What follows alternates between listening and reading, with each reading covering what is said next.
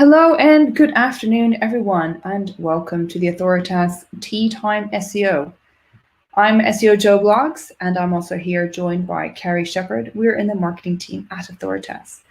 And today we've got a great lineup for you, all talking about the best e-commerce CMSs to use with James and Marco.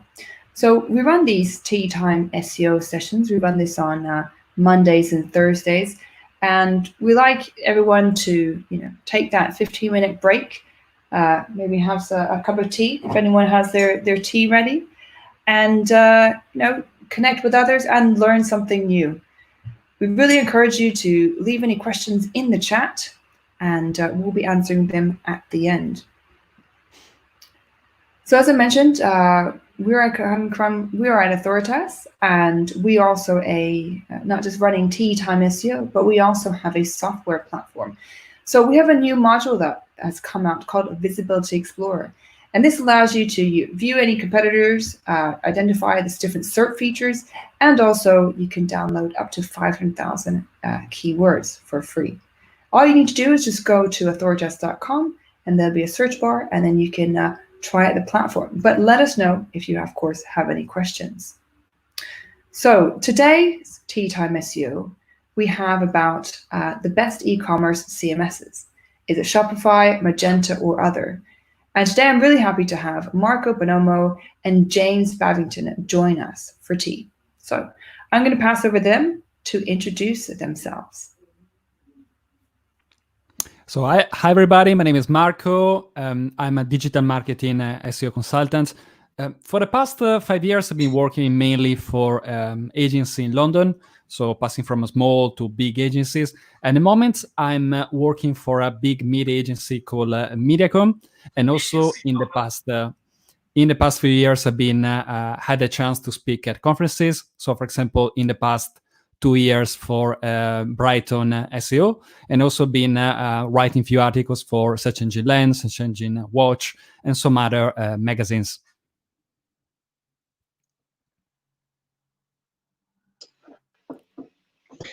Good afternoon, everyone. My name's James, and I'm based agency side, similar to Marco, at an agency called Strategic.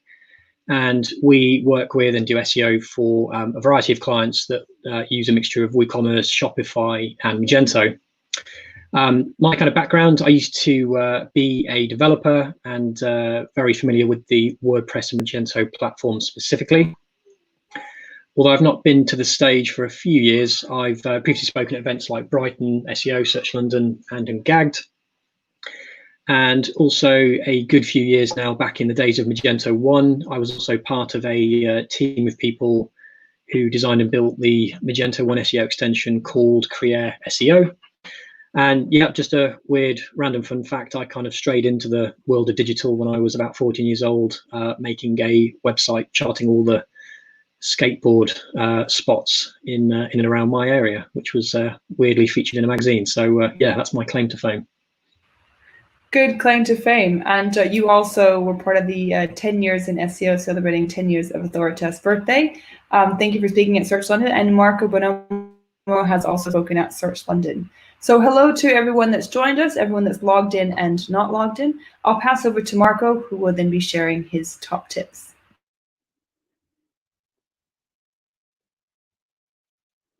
Cool. So the first tip is about, so when it's time, obviously, to choose the best CMS for your company, or if you're thinking about replatforming to a new platform, my main message is you must choose, but absolutely choose wisely, as per this frame from the movie Indiana Jones. So what I mean talking about this, we are on the next slide, is basically you need to be fully aware about the potential and the kind of limitations you might have dealing with CMS.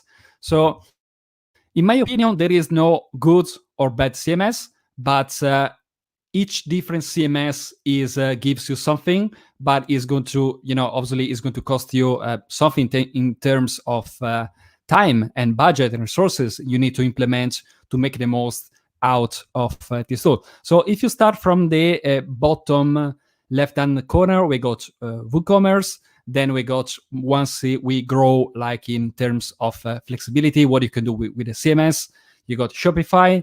And finally, if you want probably one of the most flexible and the most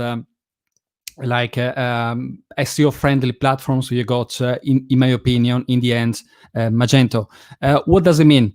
It means that if you're a small company, if you're running like a small business, probably WooCommerce doesn't require as much budget and resources as Shopify or Magento. Shopify is still a kind of like middle ground.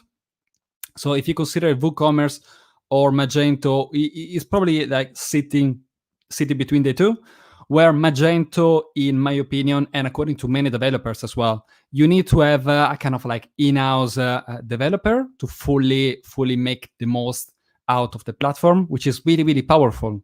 But obviously, you need to have more resources. You need to have more budgets.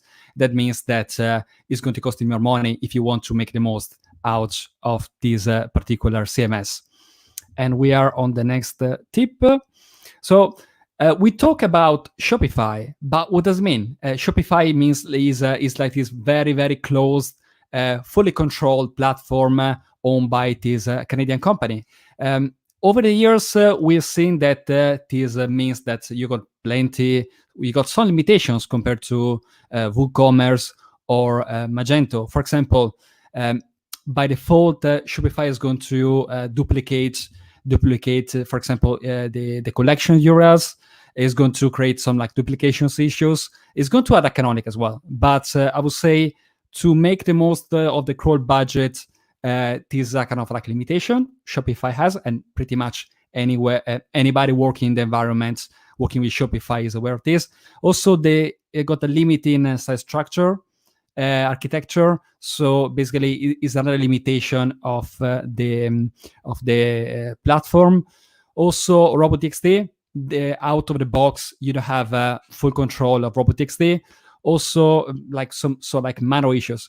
But the key point here is that in my experience working with Shopify, attending conferences, talking to people that has got a really, really deep experience in Shopify, the message is simply this: there is a fix for everything. So if you look deep enough, absolutely, I can guarantee that you can fix pretty much any kind of issues with Shopify, which are not main issues. So you can still pretty much rank anything, even with Shopify. But you need to be fully aware that these kind of like issues, they need to be treated in a very particular way.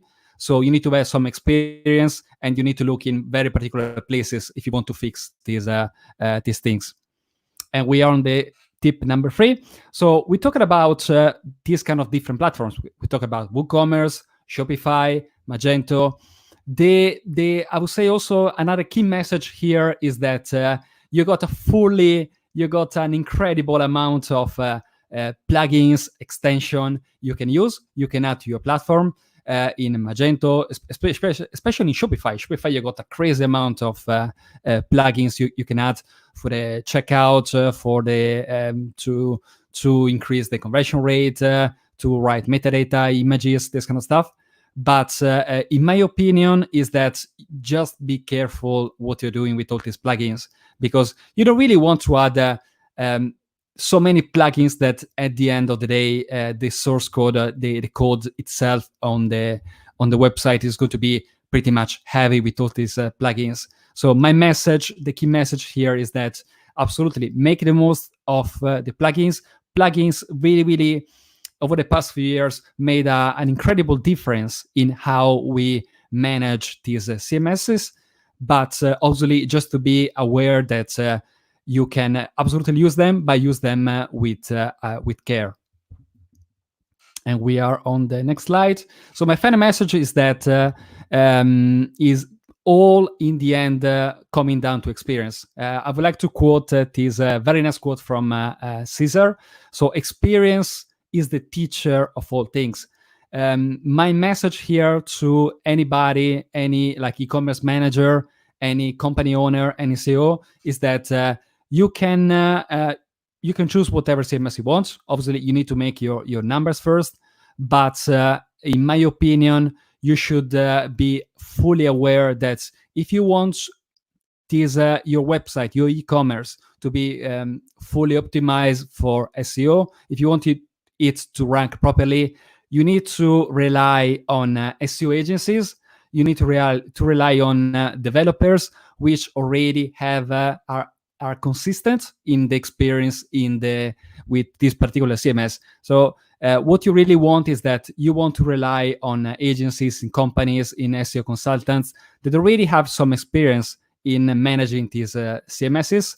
Otherwise, sooner or later, you're going to run into troubles. So my final recommendation is absolutely rely on people with experience. That is going to simplify very much your life. Thanks.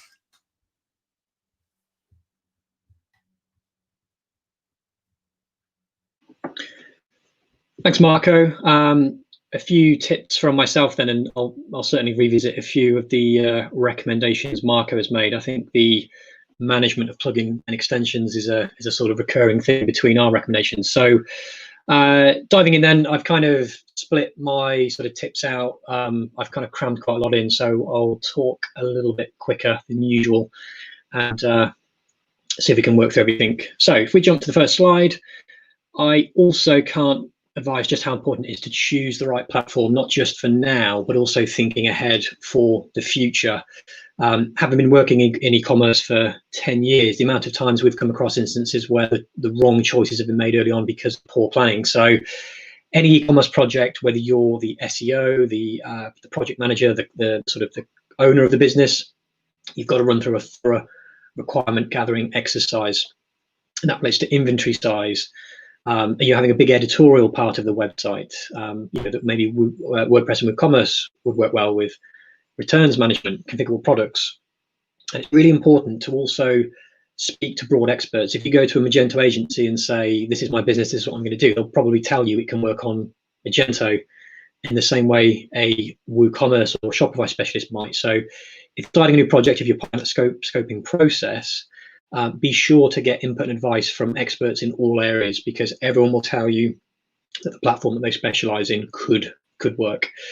There's a lot of SEOs on this tea time session, no doubt, and it's important when working with Ecommerce CMS and picking a new one to think like an e-commerce manager. So really broaden your own perspective, look beyond your own role and think about things other than how good the SEO can be with your inventory and category structure. Ask what you're achieving now versus where do you see yourself in 2 years. There's been some incredible stories even over the past couple of weeks. I saw Shopify had shared a case study just a few days ago how Lindt, the chocolatiers in Canada, they had no way of selling their chocolate bars with the stores closed. So they literally launched a Shopify site in 5 days. A client of ours was just about to launch their huge e-commerce website, but the agency that they were using to make that have sort of furloughed all their staff and they're not available. So they've had to launch again a short-term Shopify site. So that's been incredibly fascinating. But in the future, if you're looking to have very advanced translations, different store views for different countries, you've got to think forward about what platform is going to be suitable for you and how the CMS is going to help you achieve those business objectives. Who we plugging into, again, has to be a consideration. There's some kind of weird nuances out there, like, for example, Campaign Monitor still haven't built their Magento 2 official extension. You've got to plug in via Zapier. When Facebook announced Shops the other day, they've worked with native support for the more popular platforms, for smaller businesses like Shopify and Woocommerce. They haven't created a native connection yet for Magento. So understanding the systems that your platform needs to talk to is quite important, along with understanding maintainability and cost. So the bigger end of the spectrum, Magento, can be very cost intensive, not just with the physical costs of the development and the server, but also maintaining those security patches, the development hours that will be going in, PCI compliance and so forth. So it's really worth weighing up those CMSs and their maintainability before you make a choice. So jumping on, a couple of tips around just WooCommerce specifically. Before I kind of hung up my developer coat, the last full site I built end-to-end was a WooCommerce website, and really enjoyed the process because it was, you still have full control, but also it's a fairly lightweight platform. But from personal experience, if you're working with WooCommerce, be very careful with non-official extensions, and also ones that process payments, for example, off-site. So we've had many encounters at our agency and personally where you might purchase a plugin, install it on the website, and it has got terrible support. They don't upgrade and test their plugin. The moment that WooCommerce upgrades its core, so then all of a sudden you upgrade the WooCommerce core, and your extension doesn't work because the developer hasn't got around yet to grading it and sorting it out. And you've got to remember with WordPress and WooCommerce, it's very much a hacker target, being the most popular CMS that's out there. So it's really important that if you're using things like payment gateways, try and use the off-site methods rather than having an on-page payment gateway to protect the security of the platform. Staging environments are really important because a lot of people think WooCommerce is simple and cost-effective and DIY, that you don't necessarily need to have a proper staging environment. Again, I've seen multiple examples over the years of clients who have come to us where they've maybe performed an upgrade on their one and only production website and something's broken and they've been unable to roll back, or they've launched things and not tested them properly and it's caused major issues down the line. And with WooCommerce, just simply master the basics of the SEO and what you can do on the platform. It really isn't overly complex. Obviously, getting Yoast on there and also the Yoast SEO add-on for WooCommerce. The latter doesn't really do a whole lot, but it does just kind of connect things up and give you a little bit more flexibility to give you everything that you need to kind of get out of the gate with a good SEO setup. And finally, if we can just jump to the next slide, configuring URL structure. The amount of WooCommerce sites I see, you've only got to go onto the WooCommerce website and look at the their case studies to see brands that haven't really got the URL structure right, because you're fighting against the kind of built-in core WordPress posts. Most people don't realize when you're setting like a custom-based URL for your products and things, you can use taxonomies as part of your URL structure. So when we've had various projects we've started in building WooCommerce sites, we very much get this bit right, depending on whether it's the products that are the sort of the showcase of the WordPress website, or actually if they're taking a bit of a backseat to a more editorial site. So it's really good to know what that can do. Okay, and skipping on, last tip for WooCommerce, just what I call color inside the lines. WooCommerce as a CMS can get very complex and quite delicate, frustrating, slow if you try and do more than what the platform is really capable of doing. Keep it simple, keep it lightweight and fast. If you can't, then you maybe should be considering another platform. Right, so last slide for me is on Magento. If we can jump forward, please. So how to tame Magento with hands-on experience. So it's such a beast. The best thing to do is to get that experience before your first build. Be hands-on.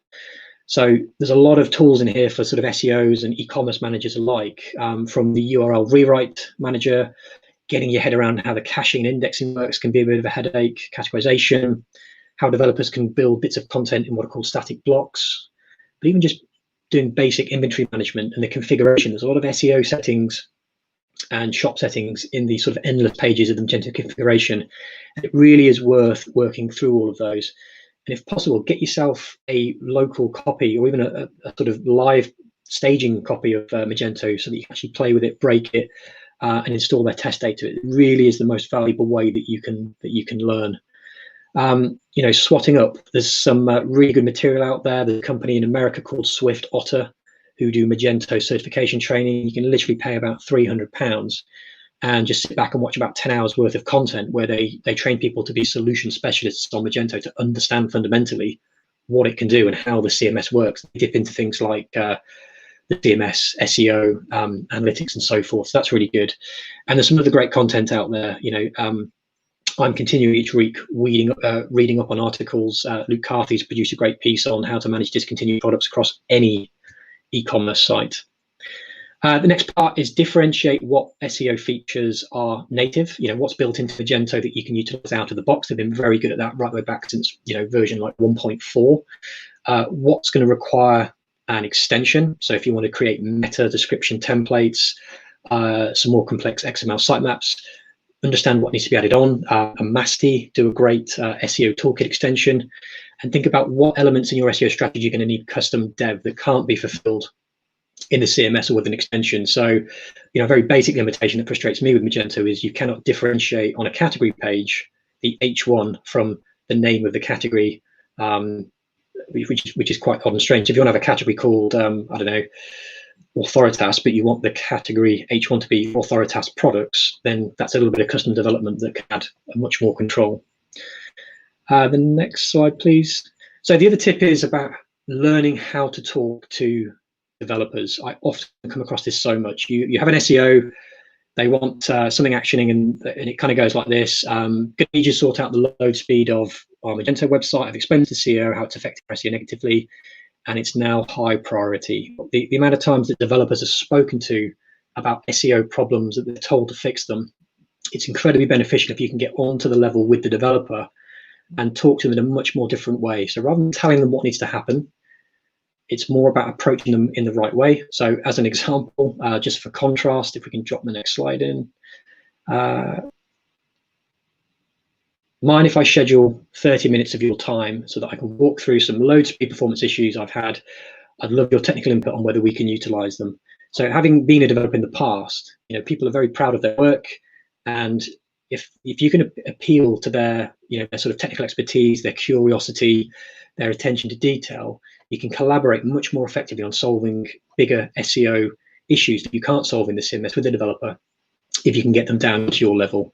It's crazy how I still see, even today with some collaborations that we're doing at our agency, how SEOs just instruct developers to implement things without the rationale, and there really is a much better way to communicate. Next slide, please. So that's to learn how to communicate with developers. And then finally, doubling up on something Marco said, is think about your extensions. Fewer is certainly better, and try and pick a single primary credible extension partner if working with Magento. The amount of times we've come across issues with conflicts, some extensions are great and then they get abandoned because they're maybe not so popular or the company just doesn't exist anymore. I like working with the bigger sort of accredited Magento partners like a Masti, and they typically will have a whole catalog and portfolio of extensions that kind of take Magento to that next level. And the great thing is because they're from the same sort of merchant, they're all tested really well together and can work in harmony, and creates much less conflicts and issues when it comes to things like maintaining upgradability and compatibility issues. So in conclusion, and moving on to the final slide, please, Joe. What is the best CMS in my opinion? And if we can go one more over, please. The simple answer is it depends, or all of them. They all have their own benefits. They all get a medal in my eyes, except for Magento, just purely because I've had a lot of late sleepless nights and working weekends trying to fix things, only to find that Magento then patch it the following day after the whole weekend worth of work. So all great platforms, and they're all popular and have their place in the e-commerce ecosystem for very good reason. As long as you, as a e-commerce manager, e-commerce business owner, or an SEO working with an e-commerce brand, understand the differences and which one is most suitable to your brand, then they all have a great place. So that's my tips.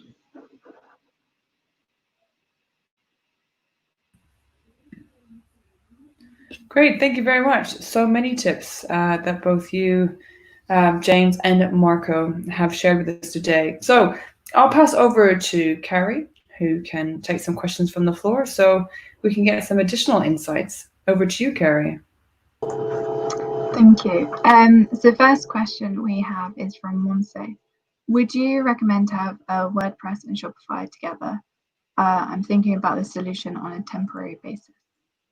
And this to either of you. Well, I'm going first. It's possible. So you got some companies that decided to split, for example, the blog or some content, really content-heavy parts or website on in a blogging platform as at WordPress, which is ranking very well. Allowing you to rank very well for these kind of things. Where at the same time you can have a more like solid, probably e-commerce platform like Shopify.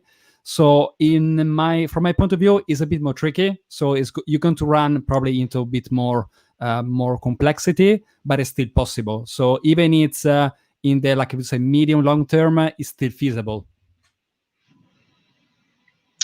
Yeah, and I think just to add to that, we have a few Shopify clients. It's my least experienced CMS, but I would imagine if there's a good rationale to keep the WordPress site, it's because it has some great content on it. It's maybe the best welcoming to the website. You could possibly put the two of them on, one of them onto a subdomain. And it's really all about the user experience. As long as you can seamlessly transition the customers between the WordPress website and Shopify and back again, it could certainly be a viable solution. I don't know if it's possible that you can bring through like a mini cart, for example, from Shopify to WooCommerce, to WordPress. I'd have to check in on that. That may not be possible. But I know certainly WordPress integrates very well with Magento in that sense, with an extension called Fishpig. But yeah, a WordPress and Shopify collaboration would certainly be possible, but I just concentrate on how to balance that user experience jumping between the two. Great, thank you. That's really useful. And for Marco, you talked about plugins and not having too many. How many would you say are like an optimal amount, or how many are too many? Well, in my opinion, it really depends on the plugin more than also like, well, you need to consider the numbers. But for example, I had the personal issue where a client was implementing a plugin which is more like rewriting all the metadata. And to install the plugin, they cancel all the previous metadata without saving any of it. So it can be tricky, because you need to be careful what you're doing. Try to say, make backups, try to save as much as possible, and just be cautious when you implement anything. So there isn't like a minimum, maximum number, but just be careful about what the plugin is doing and what kind of work you've done in the past, because you don't want to compromise like all the optimization you've done in the past. Yeah, and I think the only thing I'd add to that, Carrie, is if a plugin has a purpose and that's the only way to achieve the result or the most efficient way, then absolutely it should be there. Although it's not a e-commerce website, we've literally just completed a sort of sprint of a WordPress website, and we took their plugin stack down from 75 to about 15. And it was just a simple combination of taking some of the functionality and actually building it into the theme. So we have all the bulk of the plugin, or deploying things like a Facebook tracking pixel via Tag Manager, just to have more of a sort of cleaner, housekeeping of the site. And I think with things like Magento as well, a good Magento developer will tell you that if it's a simple piece of functionality, they should be able to build it out as their own custom module and almost own it themselves and have that sort of technical ownership. It's really when, in my experience, that you start to have plugins that overlap from sort of different developers that you can start to just get a lot of problems when it comes to testing and incompatibility issues. Great, thank you. We have a question from Lawrence. Given Google's recent announcement on Web Vitals, will this have any bearing on which CMS you recommend for an e-commerce store in the future?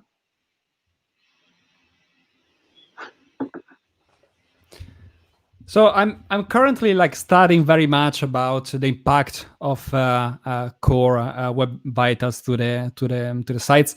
We need to make sure that pretty much anybody in the company, from the SEO consultant to the developers to anybody involved in like digital marketing, is fully aware of this. So things like the visual stability, the page load speed, all these elements that are composing the core Web Vitals are obviously really important. And we'll say in some cases like this, all these CMSs are pretty much built for speed to make sure that they don't compromise the visual stability. They're very quick to respond to this, like another third component of the core Web Vitals. There is an interesting, I would say, plugin also in WordPress. I can't remember. I think Salt Agency created it. So you can monitor like straight away these components from the dashboard. So I would say it's more like how you manage your maintenance and how you develop for the future. I think the only thing I'd add to what Marco has said, obviously, performance is a is a sort of constant challenge with the bigger platforms like Magento. So if I were advising or working on a sort of small business website, maybe using community, self-hosting, it was going to be a very complex website. Even if I had a very good server and we sorted out, varnish and really set it up really well, it ultimately could be a slower loading website than Shopify's proprietary platform, or even a much more lightweight WordPress. So performance and load speed in particular is always a sort of factor.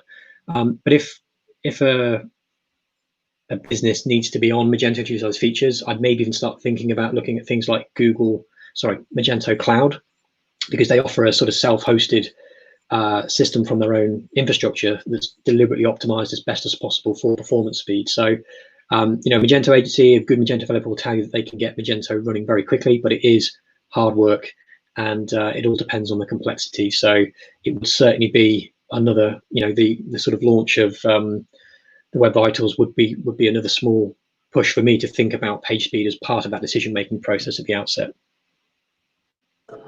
Great, thank you.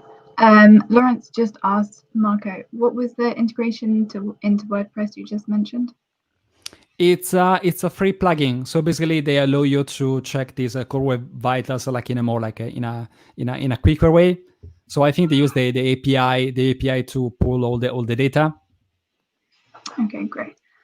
And then we have one final question for James. For Magento, you said get the experience before you first build, but how can you get a proper experience? That course you recommended, does it give you more experience? Yeah, so the course by Swift Otter is more of a sort of guidance course to fundamentally pass the exam. And it's sort of 10 hours of sort of spoon-fed video introductions to the core functionality and really helping you understand what Magento can do. So in terms of understanding Magento and thinking beyond what it can do SEO-wise and how the platform works, that is a good way, but nothing in my experience beats hands-on practicality. So if you can set up your own copy of Magento on your own little server or just locally on your computer, you can download sample data with Magento, and they kind of add loads of like sort of clothing and categories to the site. If you've got that own environment, you can quite literally, build out coupons, do category management, and you can kind of play around with it and actually see how all the settings work and just almost build your own imaginary shop to get that kind of hands-on experience. So it's probably the least easy site to get set up and have your own copy that you may need some support from a developer in doing so. Or if you use the Swift Otter course and pay their fee, they actually give you access to a Magento enterprise copy, all packaged up ready to go that you can use to do the coursework on it with. So all of my experience has come from doing things hands-on, both experimental and solving problems in real time for clients. Great, thank you. Well, those are all the questions that we have for today, and I'll hand back over to Joe. Thank you, Carrie. I want to say a big thank you to James and Marco for coming on today and sharing those tips, and especially sharing that course, James. Yes, I understand that we need to always get experience, but sometimes the catch-22. So I think if you're working agency side, or even if you can actually set up your own sort of copy of the website at home, that'd be great to get that experience. So if you've enjoyed what you've been seeing so far, subscribe to our YouTube channel, like our video. We will be back on Monday. And actually, we're going to be talking about something a little bit different, going head-to-head in a competitive niche market. So we have Francois Georges, who is actually in our audience today, and we have Francis Brown talking to us and sharing those tips on Monday, the 15th of June. So thank you very much to everyone for joining us today in our audience. We have a lot of regulars. Appreciate you guys coming back. And we'll be running Tea Time SEO throughout June on Mondays and Thursdays. If anybody would like to be on the stage, as James is and Marco is today, please contact us. Please contact Carrie. We actually have some availability for next Thursday, where we'll be discussing around WordPress. Is WordPress the best CMS? Is it or no? If you want to take part, contact us, and we'll see you on Monday. Thank you very much.